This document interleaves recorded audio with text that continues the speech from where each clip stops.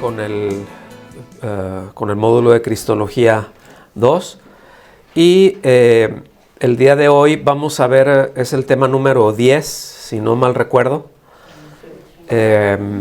Seguimos con la obra de Cristo, ya estamos por completar eso, ¿sí? Pero el día de hoy vamos a ver nuestro sustituto, ¿sí? Como parte de lo que Él ha hecho, que es, ¿qué implica que Él sea nuestro sustituto? Ahora sí que vamos a ver los porqués y los porcómos, ¿verdad? Aquí. Yo quiero mencionar que en este tema, como en varios otros que vamos a estar viendo concernientes a la obra de Cristo, hay distintas teorías, ¿ok?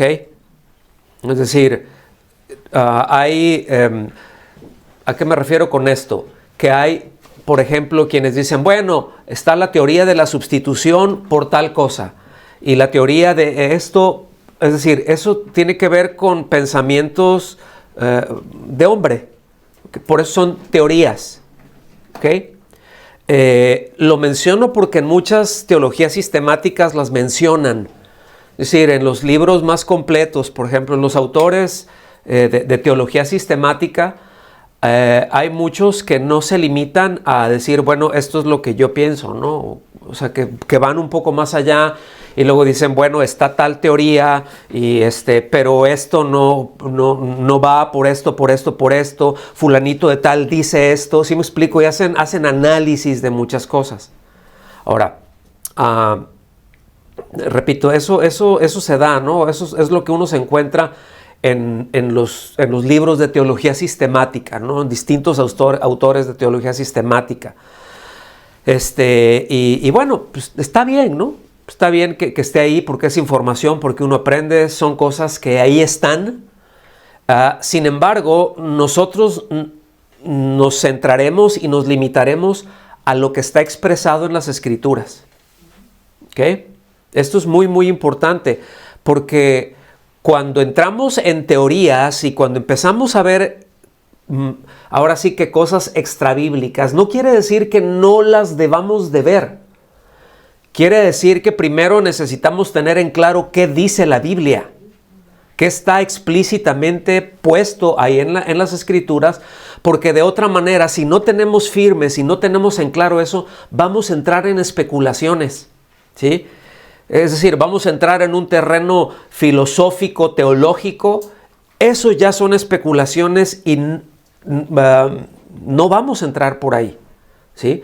En su momento veremos algunas cosas, dice acá, esto dice acá, porque son cosas que nos van a ayudar a encontrar el porqué de muchas corrientes, por qué estos dicen esto y ahora estos por qué lo hacen de esta manera, por qué piensan de esta otra forma. ¿Me explico? Porque todo eso parte precisamente de esas variaciones. Todas esas diferencias son filosófico-teológicas. ¿Está bien? Entonces, hay buena teología y hay mala teología. Hay buenos teólogos, hay malos teólogos. Hay buena filosofía como hay mala filosofía. Es necesaria la buena filosofía. Voy a seguir el mismo pensamiento de C.S. Lewis. C.S. Lewis dijo que la filosofía es necesaria, dice, aunque sea para combatir la mala filosofía. Tiene sentido. Entonces, pues de esta forma, ¿no? La teología, el conocimiento de Dios, es necesario para poder combatir la mala teología, ¿sí?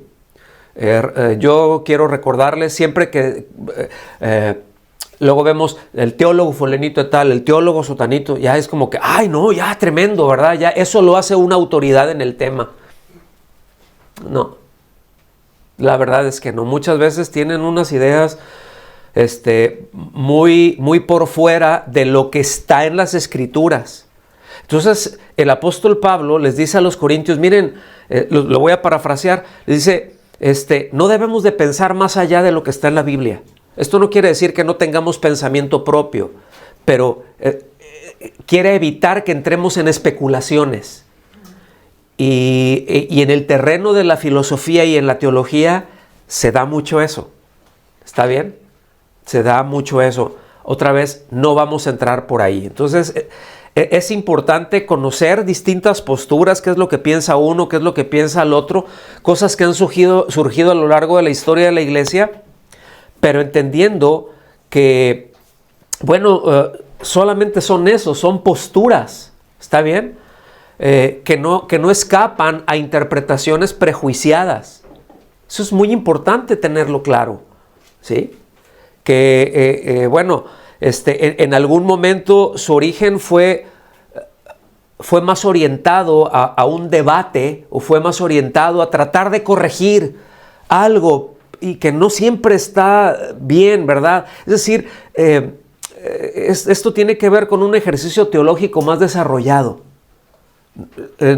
No es nuestro interés el hecho de decir, vamos a entender perfectamente todas las posiciones, todas las posturas, las vamos eso toma tiempo, hermanos, ¿sí? Entonces, yo les quiero animar con eso, no se desesperen. Hay muchas cosas que andan por ahí, pero es muy importante que nosotros tengamos claro qué es lo que está explícitamente en la Biblia. Si no está en la Biblia, es especulación. Pueden ser buenas conclusiones. Si hay una buena premisa, pueden haber buenas conclusiones, pero a veces no lo hay. Y a veces nos apoyamos más, es decir, tenemos la tendencia a apoyarnos más en algunas posturas, generalmente con las que estamos de acuerdo. Hay un principio, no quiero tomar mucho tiempo en esto, pero hay un principio que, sobre todo en la Reforma, salió, que se dice, o que se llama la sola escritura. ¿Está bien? Entonces, bueno, tenía su razón de ser esa expresión. Es decir, cuando está diciendo sola escritura, quiere decir solamente la escritura es la norma de fe y conducta, no la institución, ¿sí? Porque acuérdense que ahí había un estira y afloje político y de todo, ¿no? O sea, habían muchos intereses políticos y económicos metidos en la Reforma, ¿sí? Pero en las partes importantes en donde llegaron sola escritura, es decir, la escritura es nuestra norma de fe y conducta. Esto no quiere decir, no debo de leer nada más que no sea la Biblia. No, no se está refiriendo a eso. Se está refiriendo precisamente a que es solamente quien tiene la autoridad de regir nuestra vida como creyentes es la Biblia, no es ninguna institución. Porque cualquier institución que sea, cualquier postura, como dije hace un momentito, no escapa a una interpretación prejuiciada, ¿sí? Entonces, podemos decir, es que la Biblia, ¿verdad? Esa es la palabra de Dios, ¿verdad? Expresa la palabra de Dios y dices, sí, ahí está. No tengo ningún problema con eso, pero nuestras interpretaciones a veces pueden ser deficientes. Entonces, por eso es importante que nos vayamos primero centrando lo más que podamos, estar lo más sólidos, en primer lugar, en qué es lo que dice la Biblia. Y a partir de ahí ya visitaremos otras posturas. Pero yo ya sé yo ya sé por dónde va el asunto y a mí no me va a mover esto o aquello o lo que lo dijo o que lo dijo este otro, porque yo ya tengo muy claro qué es lo que la Biblia dice. ¿Está bien? ¿Vamos bien hasta ahí? ¿Quedó claro el asunto? Pues vamos a entrar al tema directamente. Cristo es la única respuesta de Dios a la desgracia del hombre, quien por su pecado ha sido despojado del lugar de delicia o del paraíso, le podría decir también. Ha sido echado sin el favor de Dios como un delincuente, como uno que ha mordido la mano del que le daba de comer. Arruinó todos los buenos planes que Dios tenía para con él. Se ha producido un gran abismo entre el hombre y Dios. Cristo es la respuesta de Dios. La muerte para la misma muerte y la esperanza para el hombre. Vamos a recordar un poquito de la semana pasada. ¿Está bien? Porque la semana pasada nos empezamos a introducir en lo que es la sustitución. Lo estábamos viendo como el libertador, ¿verdad? Como el reconciliador, y pues necesariamente tenía que haber, dimos un par de pasitos adentro de lo que tiene que ver de la sustitución. Así que vamos a ver un repaso rápido.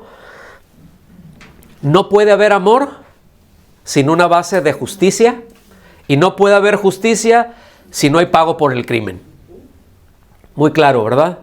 Esos son cosas, son conceptos que debemos de tener claros. Vimos que la justicia, para que sea justicia, debe reclamar siempre lo justo. El amor, para que sea amor, se debe de compadecer del mal del otro. La solución de Dios es entonces hacer justicia con amor. Y la única manera para salvar al hombre legalmente era un vicario, uno que se pusiera en su lugar y llevara sobre sí el pago de su condena. Vimos también que nadie puede ser librado por alguien que participa en la misma culpa. Y por último, no debía está relacionado con el anterior, no debía estar, es decir, ese vicario, en la misma condición de aquellos que pretendía salvar. Debía estar libre de la deuda que los mismos imputados tenían. Eso es de una manera muy general lo que vimos, y bueno, pienso que eso es una buena base para entender el concepto de sustituto, ¿verdad? De un vicario, un sustituto, entender la doctrina de la sustitución. Es decir, sí puede haber, ¿por qué tenemos acceso al perdón? Pues porque ya hubo un pago por el pecado, ahora nos podemos arrepentir, ¿verdad? Antes uno pudiera decir, bueno, pues yo me arrepiento y ya. Sí, pero si no ha habido un pago por eso, el arrepentimiento no alcanza. A nosotros nos alcanza porque Cristo tomó nuestro lugar. Estamos aquí, ya hay una base justa y amorosa para entonces yo, mediante el arrepentimiento, es decir, por gracia, ¿sí?, por medio de la fe, pues ser salvado y ser perdonado. Pero puedo serlo porque ya hubo un pago por mi pecado, por mis pecados. ¿Estamos claros con eso? Entonces vamos a ver el significado, ¿verdad?, de este asunto, de este tema. El significado fundamental de la muerte de Cristo fue de carácter sustitutivo, vicaria, que significa uno en lugar de otro. En otras palabras, Cristo es el sustituto que carga con la culpa legal correspondiente a los pecadores. Se le imputa la culpa de ellos de tal manera que Él carga con la sentencia de forma representativa. Hay muchos pasajes que tratan esto. Hoy vamos a ver algunos. ¿A qué nos estamos refiriendo con esto? ¿Okay? Él tomó nuestro lugar. Decimos que Cristo es el sustituto que carga con la culpa legal que corresponde a los pecadores, ¿verdad? El que no conoció pecado por nosotros. Muy importante, ¿sí? En lugar de nosotros, ¿sí? Eso es muy, muy, muy importante. Es decir, esto es como una transacción, vamos a decir, ¿no? Yo tengo una deuda, yo no puedo pagar, y entonces pasa que Él llega y absorbe esa deuda. Él compra mi deuda, vamos a decirlo así. Él paga mi deuda. ¿Estamos? Y yo ya no tengo esa deuda. Ahora, para acceder a ese disfrute, pues está la fe. Está el poner mi confianza en Cristo. ¿Estamos aquí? Abandonar la torpe idea, ¿verdad? Y tan común idea de que yo me puedo salvar por mí mismo, de que yo voy a hacer méritos, ¿sí? De que yo me voy a esforzar para que Dios me acepte, para hacerme agradable delante de Dios. Eso está bien metido en el tuétano. Y lamentablemente de muchos creyentes, ¿no? O sea, a veces llegamos a pensar, ay, voy a hacer esto para hacerme merecedor de tal cosa. No podemos, nunca nos haremos merecedores de nada, hermanos. Lo que nosotros merecíamos era la separación eterna delante de Dios o de Dios. Eso es lo que merecíamos. Es el único mérito que teníamos. Entonces, ya en Cristo no hacemos nada para merecer tal cosa, o para merecer la aprobación. No puedo hacer nada para merecer la aprobación de Dios. No puedo hacer nada para merecer el favor de Dios, porque eso ya lo tenemos en Cristo. Eso ya nos fue otorgado por gracia. ¿Lo alcanzan a ver? Entonces, todas estas cosas, esto es el fundamento bíblico para entender esto y que nos permite también, pues, disfrutar con una mayor libertad nuestra relación con Cristo y con la iglesia. ¿Estamos aquí? Entonces vamos a algunos de los pasajes, ¿verdad? Ay, sí no, sí estoy bien. Cristo sufrió no meramente en nuestro favor y para nuestro bien, sino también en nuestro lugar. Sigo leyendo. Y llevando sobre sí aquella pena de nuestros pecados que, de lo contrario, nosotros mismos deberíamos de soportar. En Isaías 53:5, en la Nueva Versión Internacional se lee así: Él fue traspasado por nuestras rebeliones y molido por nuestras iniquidades. Sobre Él recayó el castigo, precio de nuestra paz, y gracias a sus heridas fuimos sanados. ¿Cómo la ve? Entonces, ¿a causa de qué sufrió Él? ¿De qué padeció Él? De nuestras rebeliones, de nuestros pecados.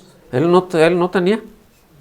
Pero padeció por nosotros. O sea, otra vez, no es solamente, bueno, es a favor, estoy a favor de ustedes, voy a mostrar que estoy a favor de ustedes con esto. No, es, toma nuestro lugar, ¿sí? Toma nuestro lugar. Él se pone ahí, Él recibe lo que nosotros deberíamos de recibir. Él es nuestro vicario, hermanos. Ningún hombre es vicario de Cristo. Cristo fue el vicario de los hombres, porque Él podía hacerlo. ¿Estamos aquí?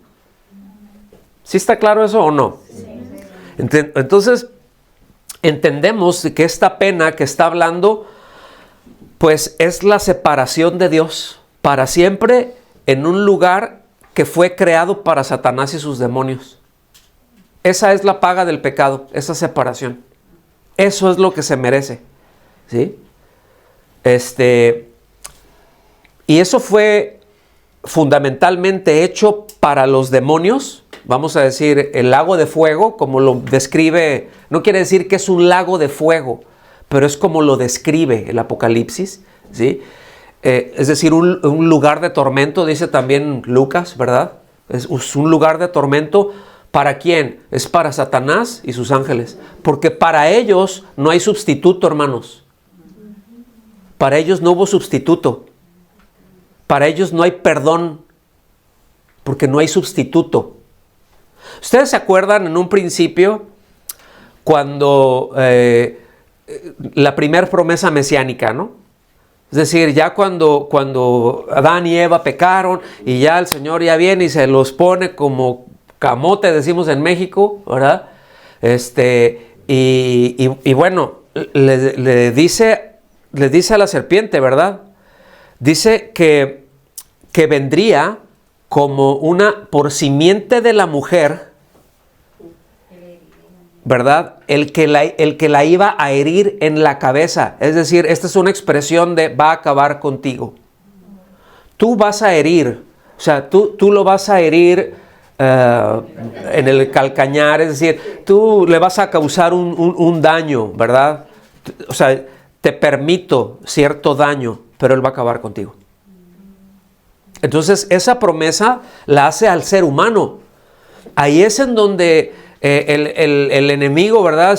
Hago un paréntesis, es como que, bueno, a ver esta humanidad, estos ya son míos, es decir, a mí me echaron fuera así, en el momento en que y estos pecan, y lo primero que hace es prometerles un Salvador. ¿Sí? Y desde entonces vemos un esfuerzo por Satanás, por no solamente destruir al hombre, ¿sí? Pero es crear una nueva humanidad. Y ya es cuando vemos más adelante todo lo que se dio, que se fueron dando, y vemos cómo va ese desarrollo, ¿no? Hasta que viene el diluvio, ¿no? Porque hay ese esfuerzo. Debo decir que hoy en día se está promoviendo eso durísimo, ¿eh? Hoy en día lo que se está promoviendo es el transhumanismo. Es decir, ya es conectar al hombre con la máquina para hacer mejor al hombre. Entonces es como que ya el hombre se conecta y le sirve a... Bueno, eso es todo un tema, ¿sí? Eso es todo un tema, pero bueno. Regresamos aquí al sustituto. Entendemos entonces esto, ¿no? En Hebreos 2:16 nos dice así, pues claramente no vino en auxilio de los ángeles, o sea, refiriéndose al Señor. Hebreos 2:16 dice, pues ciertamente no vino en auxilio de los ángeles, sino de los descendientes de Abraham. ¿Quiénes son los descendientes de Abraham? Nosotros, ¿sí? Sabemos que esos descendientes no se está refiriendo a los descendientes genéticamente de Adán, sino todo aquel que ha puesto su confianza en Cristo, porque es el padre de la fe, ¿sí? Entonces, es ahí en donde, fíjense que es en eso en donde se ensoberbeció Israel. Es decir, ellos pensaban que su salvación estaba asegurada por ser descendientes de Abraham. Entonces ellos decían, nuestro padre Abraham ya hizo tantas buenas obras delante de Dios. Fíjense, todavía ellos seguían pensando que era por obras. Y decían, nuestro padre Abraham hizo tantas buenas obras delante de Dios que alcanza para todos sus descendientes. Pero decían, pobrecitos de los gentiles que van a ser leña para arder en el infierno. ¿Sí? Por eso es que nos encontramos luego ahí a un Juan el Bautista, ¿verdad? Así como que ven que vienen. ¿Se acuerdan del bautismo de Juan? ¿Sí? Para arrepentimiento, para una mejor conciencia, para ponerse bien con Dios, porque es lo que estaba predicando, era el precursor del Mesías, acuérdense. Y llegan ahí un grupo de fariseos, ¿no? Y es como que los voltea a ver y dice, ¿qué? ¿Y ustedes qué? ¿Qué hacen aquí? ¿No? Y él les dice, yo sé, ¿no? Lo voy a parafrasear otra vez, ¿no? Yo sé que están pensando, no, bueno, pues mira, yo a causa de la gente voy a dejar que me eches agüita, Juan. Pero realmente yo no necesito eso porque soy descendiente de Abraham. ¿Sí? Entonces por eso le dice, miren, Dios le puede sacar hijos a Abraham aún de estas piedras, ¿eh? O sea, Dios puede hacer algo extraordinario. Entonces, por eso les habla del arrepentimiento, les habla de ponerse bien, etcétera, etcétera. ¿Vamos bien hasta aquí? Seguimos entonces. La doctrina de la sustitución es importante porque a través de la muerte de Cristo se satisfacen las demandas justas de Dios.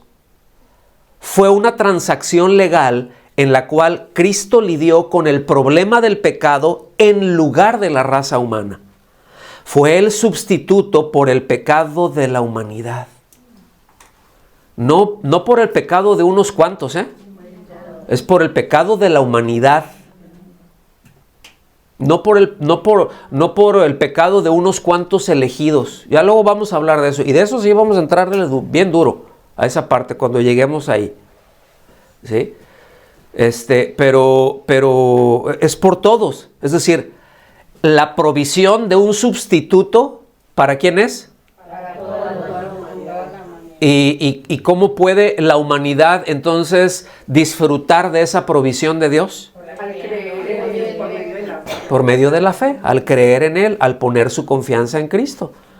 Entonces, debo decir aquí, no vamos a entrar, aunque lo vamos a tocar ahorita, en todo lo que está relacionado con los sufrimientos de Cristo. Porque eso podrían ser, híjole, meses y meses y meses y meses y meses y meses, al ritmo que estamos, de hecho, al ritmo que estamos ahorita, pudieran ser años, nada más para ver eso. O sea, todo lo que implica, y si lo conectamos con todo, o sea, a profundidad. Pero vamos a verlo de tal manera que podamos entender lo que es la doctrina de la sustitución y que la podamos explicar. Amarren todo esto que estamos viendo, por favor, con lo que nos está enseñando Rocío en la parte del evangelismo, y tener esto en claro nos va a dar una libertad y una solidez para predicar el evangelio magnífica. ¿Estamos aquí? Entonces seguimos. El principio de la sustitución está bien definido en la Biblia y mayormente se enseña en la doctrina de la propiciación en el Antiguo Testamento. El libro de Levítico, en su capítulo 16, expone ampliamente lo que Dios estableció en la ley que debía ofrecerse como sustituto para expiar tanto los pecados del sacerdote como los del pueblo. Porque Dios no puede ser propiciado sin que se haya hecho primero justicia. ¿Cuántos han escuchado la expresión de el chivo expiatorio? ¿Sí? No, ya lo usaron de chivo expiatorio. Bueno, está en la Biblia. Eso es algo que está en la Biblia. Véanlo, precisamente ahí en Levítico 16 habla de esto, ¿no? Cuando habla del día de la expiación, qué es lo que se tenía que hacer, está todo el ritual, un desparramadero de sangre y de tripas que da gusto, ¿no? Pero ahí está, ahí, ya. Sí, no era pónganse a platicar, es una expresión solamente, ¿no? Entonces, ahí vemos cómo dice que se debían de llevar pues, un animal, ¿verdad? Y que se ofrecía uno de los primero para expiar los pecados del sacerdote, del sumo sacerdote, ¿sí? Y bueno, y que debía después hacia el pueblo con esa sangre, ¿verdad? Pues no era a los millones de personas que estaban ahí, pero salir y aventar de esa sangre, ¿no? Y ahí en el propiciatorio también, y después salir y hacerle ahí al pueblo, ¿verdad? Y había otro chivo, porque ese sí era un chivo, que lo que hacían es de que el sacerdote, una vez expiado, ponía sus manos sobre él, ¿sí? Entonces, lo que eso representaba es de que toda la culpa del pueblo pasaba a ese chivo. Ahora, ¿qué culpa tenía el chivo? Pues por eso era expiatorio. No tenía ninguna culpa. Pero sobre él se cargaba la culpa de todo el pueblo. Y a ese chivo lo agarraba alguien y se lo llevaba un par de días, no sé cuánto tiempo, como 2 días creo, allá al desierto, a un lugar alejado, y lo soltaba. Y ya es, órale chivo, vete. Y él se iba. Y el chivo andaba por allá, porque los chivos no andan siguiendo a las personas. Las ovejas sí, sigan al pastor, los chivos no. El chivo, por eso es chivo. ¿Sí? Entonces ya se iba ese animal, y lo que eso representaba es que ya todos los pecados del pueblo estaban sobre él y se perdían. Y por allá se moría, pues se lo comía algún animal, ¿verdad? Así ya lo veía algún lobito por ahí, o los chacales, ¿no? Mayormente, así como que, chivito, ¿sí? Pero eso es lo que representaba. Y eso está muy claramente establecido en la Biblia. Es decir, el concepto de la sustitución ahí está. Entonces vemos desde un principio y desde un inicio cómo Dios estableció precisamente ese principio del sustituto. ¿Sí? Desde que reprobó al primer diseñador de modas. ¿Se acuerdan que lo hizo con hojas de higuera? Pero bueno, entonces, es decir, ese sustituto inocente que tiene que morir para proveer una cubierta temporal, ¿sí? Para cubrir el pecado del hombre hasta que Cristo apareciera. Por eso era año tras año tras año. El día de la expiación era un día al año. ¿Sí? Y otra vez, hasta que Cristo apareciera. ¿Se acuerdan ustedes qué fue lo que dijo Juan el Bautista cuando vio a Cristo venir? Aquí está el Cordero de Dios. Es decir, este es el sacrificio que Dios mismo está proveyéndose. ¿Sí? Que Dios mismo se está proveyendo para expiar el pecado de todos. ¿Está bien? Hace un momentito estaba platicando con uno de ustedes y veíamos esto, porque hay una figura del sustituto también, por ejemplo, en Isaac. Hay distintos a lo largo, pero esos son figuras, ¿ok? Pero ahí está la figura de Abraham y está la figura de Isaac. Abraham es una figura del padre, Isaac es el hijo de la promesa, el hijo prometido, de quien vendría el Salvador. Eso es lo tremendo, ¿sí? ¿Y se acuerdan ustedes qué le dijo Dios a Abraham con respecto a Isaac, ya cuando ya estaba grandecito? Dice, entrégame a tu hijo, tu único hijo. Ese pasaje a mí me quiebra cada vez que voy ahí y me empiezo a imaginar todo lo que pasó, escuchen bien, durante 3 días, ¿sí? Y cómo lo llevó hasta el monte Moriah, es decir, hasta lo que es ahorita Jerusalén, lo que sería ahorita en donde estaba el Gólgota. El templo, ¿no? Hasta ahí, perdón, gracias por la corrección. Entonces, vean qué impresionante. Y Abraham pues dice, pues ni modo, pues tú lo pides, Señor. Nosotros vemos en Romanos 4 que el pensamiento de Abraham, le comentaba a esta hermana, porque está expresado ahí, ¿verdad? Pero lo voy a parafrasear, ¿sí? Abraham creyó en esperanza contra esperanza, por muchas razones, ¿no? No solamente su edad y la edad de su esposa y que era estéril además, ¿sí me explico?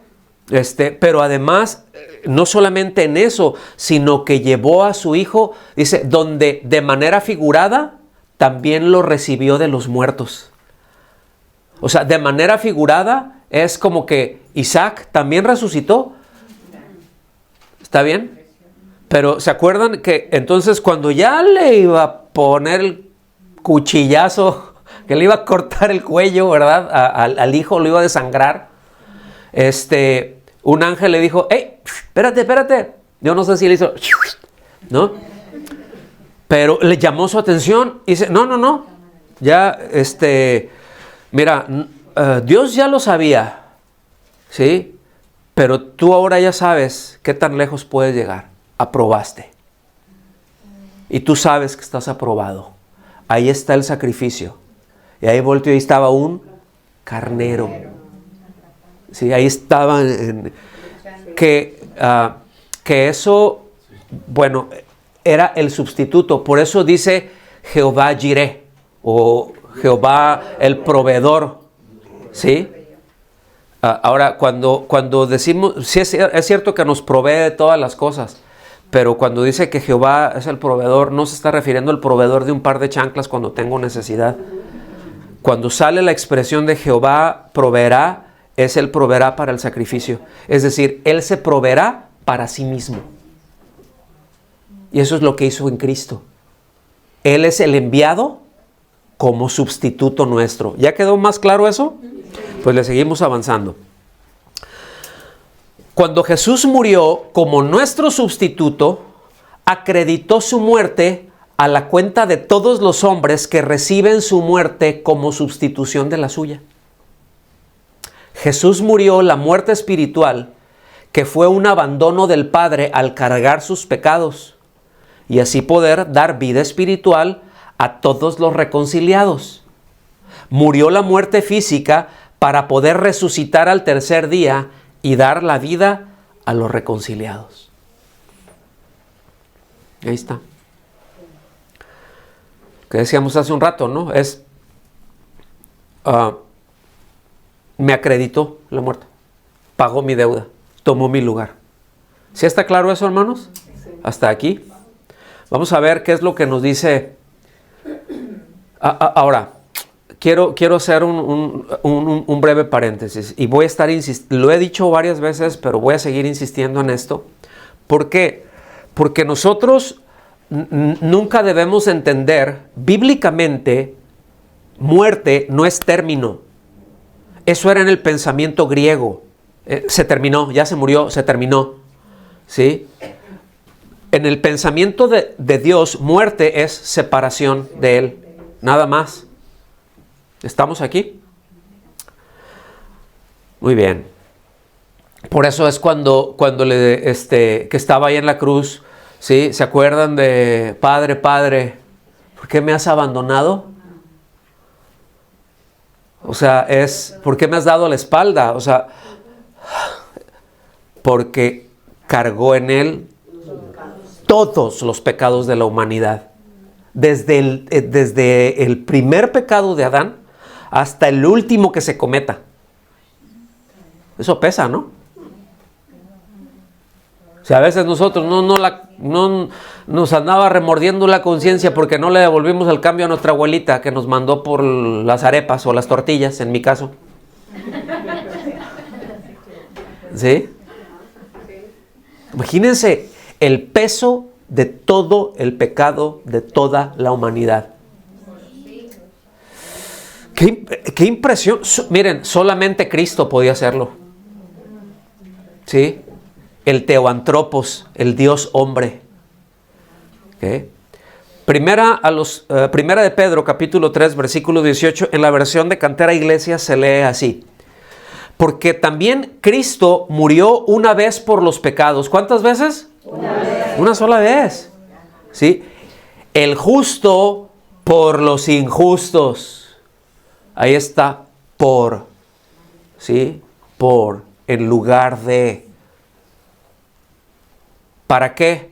Para llevarnos a Dios. Entregado a la muerte en la carne. Es decir, su existencia terrena, su existencia pasible. Es decir, que puede y que es capaz de padecer. ¿Sí? Pero llevado a la vida en el Espíritu. Esto quiere decir ya la resurrección, evidentemente, ¿no? Esto ya está hablando aquí de una existencia ya gloriosa. ¿Me están siguiendo? Entonces, aquí en Él, por ser Él nuestro vicario, por ser Él nuestro sustituto, pues ya, solucionado el problema de la sustitución, entonces Dios puede seguir adelante con la salvación del pecador. Porque ya hubo el sustituto, ya la justicia quedó satisfecha, ¿verdad? Y vean cómo Cristo nos lleva a Dios en Él. Esa es la expresión, probablemente la expresión favorita del apóstol Pablo. ¿Sí? En Él, en Cristo. Para que en Él, dentro de Él, siendo llevados por Él, cargados por Él, fundidos en Él, hechos unos con Él. ¿Sí? Esa expresión en Él es maravillosa, hermanos. Es maravillosa. ¿Sí? Y es muy fuerte. Es muy, muy fuerte. Seguimos avanzando. Los sufrimientos de Jesús tienen el poder de bendecir a otros, puesto que para Él mismo no eran necesarios.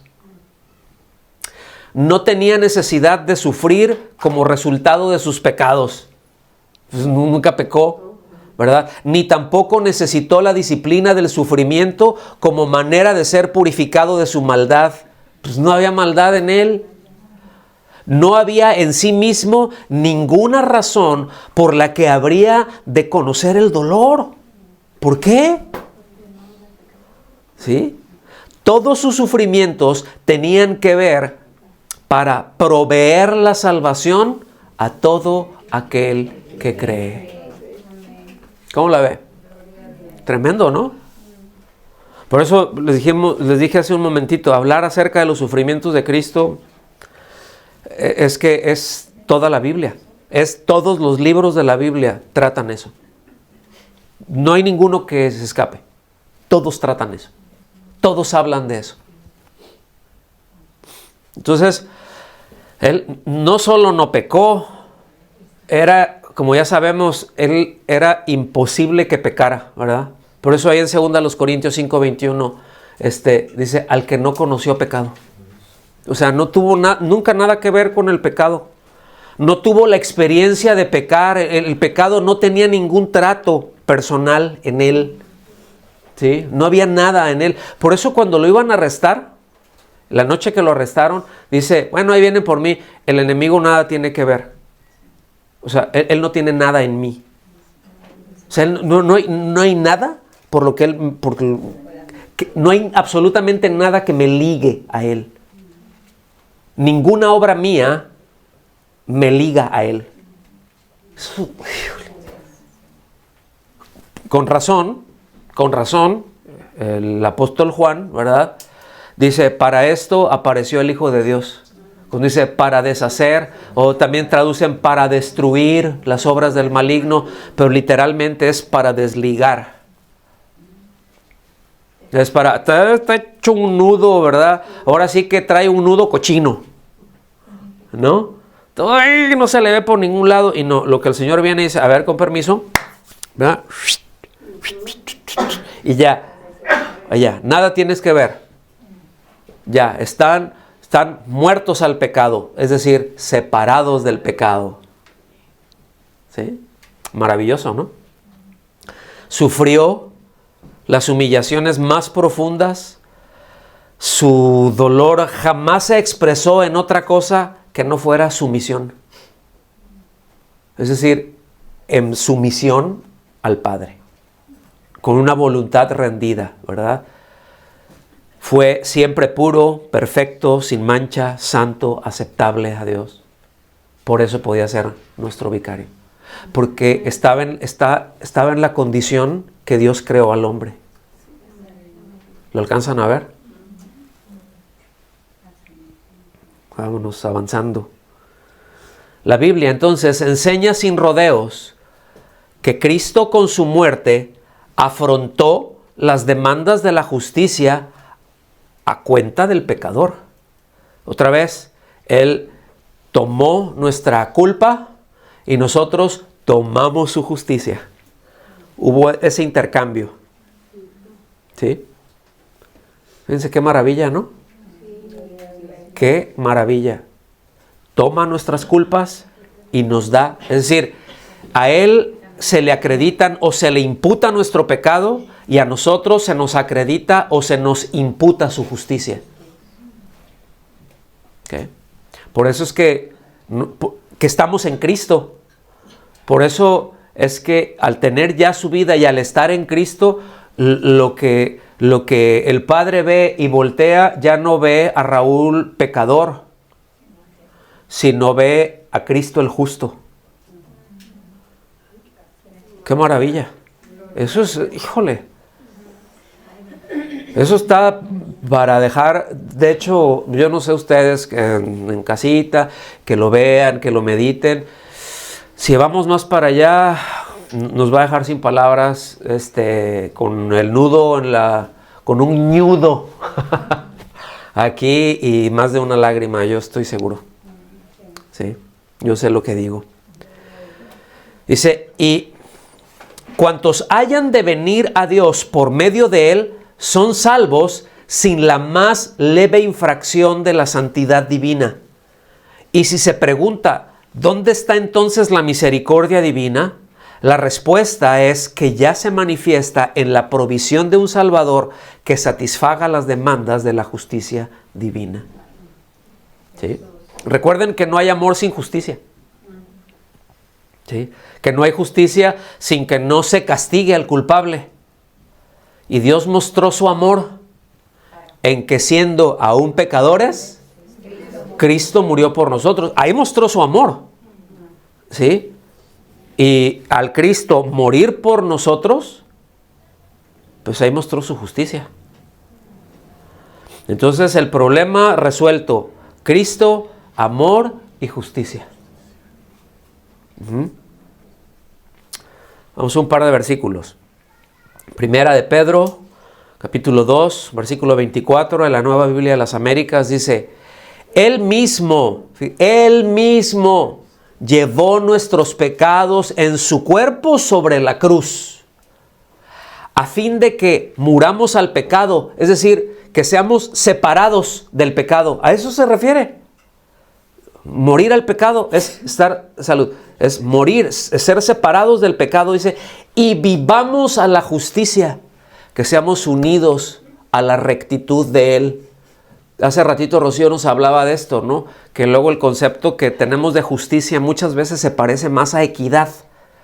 ¿Sí? Esto es que es justo, no es parejo. ¿Sí? Pero en inglés, yo les he comentado esto, que la palabra es más descriptiva, ¿no? Que en español decimos justicia y es perfectamente correcta. El problema es de que a veces no entendemos el término. A lo que voy es de que aún en el inglés podemos entenderlo un poco más, ¿sí? Porque el término para justicia se refiere a righteousness. Está hablando de una rectitud, de una perfección moral, ¿sí? El carácter de Dios, a todo lo que tiene que ver con el carácter de Dios. Dice, porque por sus heridas, y aquí está citando a Isaías, porque por sus heridas fueron ustedes sanados. ¿Sanados de qué? De los dolores de la separación, de los dolores del pecado, de esa separación de Dios, ¿sí? Nos dio vida juntamente con Cristo. Hebreos 9:28, en la Nueva Versión Internacional se lee: también Cristo fue ofrecido en sacrificio una sola vez para quitar los pecados de muchos. Aparecerá por segunda vez. ¿Sí? Ya no para cargar con pecado alguno, sino para traer la salvación a quienes lo esperan. Es decir, ya la segunda venida ya no es para llevar los pecados de nadie, porque ya fue ofrecido una sola vez y para siempre. Ya cuando ya Él viene, aquí esto ya está hablando de la glorificación, hermanos. Esto ya está hablando de la glorificación del creyente. ¿Estamos aquí? Entonces vámonos para el final. ¿Estamos aprendiendo algo? Yo sé que ha estado medio densa, pero yo creo que también ya ustedes ya están en un nivel que captan bastante. ¿Sí? Conclusión. La doctrina de la sustitución no solo es revelada por Dios al hombre como su bondadosa solución al problema del pecado, sino que es efectiva, imponiendo una sola condición: a todo aquel por quien Cristo murió, que crea. ¿Sí? Ya, es la única condición que el Señor pone. Un sustituto inocente ha comprado la liberación de los pecadores. En Hechos 20:28, fíjense cómo lo dice, es bien interesante. Por tanto, aquí está Pablo ya despidiéndose de los ancianos y de los pastores del circuito de las iglesias de Éfeso. Dice, por tanto, mirad por vosotros y por todo el rebaño en que el Espíritu Santo os ha puesto por supervisores. ¿Sí? La revisión 60 dice por obispos, ¿no? Pero es eso, es un supervisor. Le está hablando a pastores. Dice, para apacentar la iglesia del Señor. O sea, que ningún pastor salga, esta es mi iglesia. Es la iglesia del Señor. Hemos sido puestos como pastores en una congregación para supervisar, para cuidar al rebaño que el Señor ha comprado. Dice, la cual, es decir, la iglesia, los creyentes, Él adquirió para sí por medio de su propia sangre.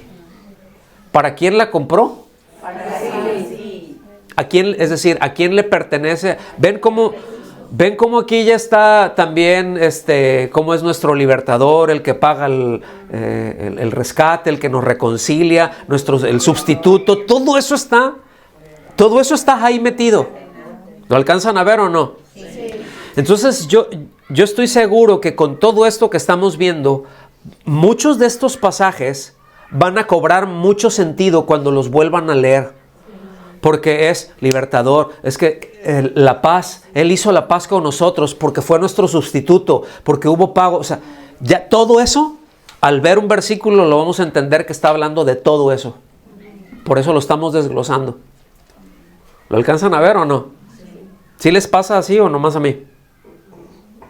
¿No? Bueno, a mí me pasa. Yo sí conecto muchas cosas, ¿no? Ha pagado el precio requerido.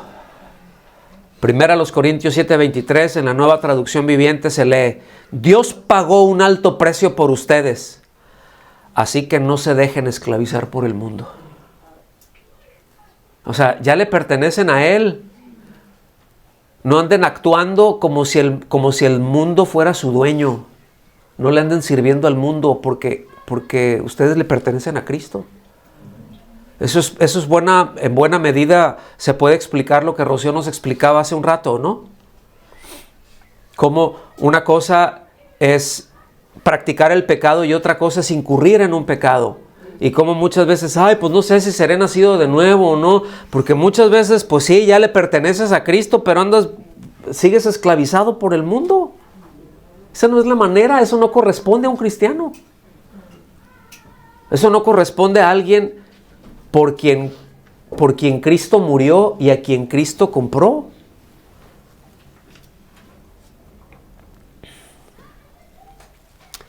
El aspecto legal de esta revelación es que Dios exigió que la obligación del pecador fuese afrontada y no había retirada posible ante esa santa demanda. La paga del pecado es muerte, es separación, por cuanto todos pecaron. Eso hizo necesario, sigo insistiendo, eso hizo necesario a ese sustituto. ¿Sí? Final.